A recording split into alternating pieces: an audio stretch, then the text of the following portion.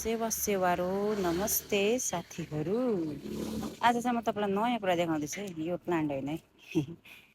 ल्याउनु त यो नर्सरी भनिसकेपछि सबै कुरा हुनुपर्ने हो। यो चाहिँ मैले याद गरेको चाहिँ थिइनँ होइन, देख्नु चाहिँ देखिरहेको थिएँ होइन। यो बाँस छ एउटा होइन, यो नर्सरीमा माथि पानी चुहिन्छ क्या माथिबाट। पानी चुहिसकेपछि चाहिँ यहाँनिर चाहिँ यो च्याउ पलायो है। यो यहाँ मुनि पनि छ, यसरी नै गएर यहाँ मुनि पनि पलाइरहेछ यो च्याउ। यस्तो फिल्टिङ फिल्टिङ खालको चाहिँ एकदम लुज खालके। आज एकजना कस्टमर आउनु भएको थियो कि बिहान होइन।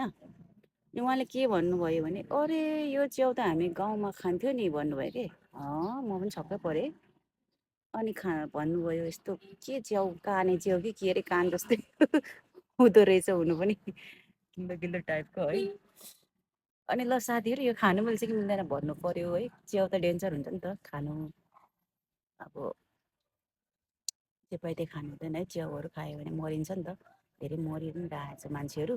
मलाई चाहिँ डर लाग्छ च्याउ यत्तिकै म खाँदिनँ पनि। तर कसैलाई थाहा छ भने साँच्चीको यो काने च्याउ नै हो त, ल्याउनु न, काने जस्तै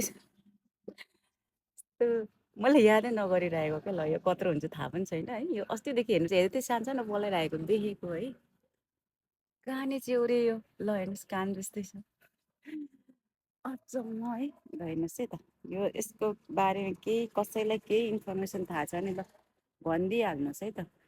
यो कस्तो खालको हो के हो भनेर है, भनिदिनु होला भन्दै यो भिडियो अन्त्य गर्छु।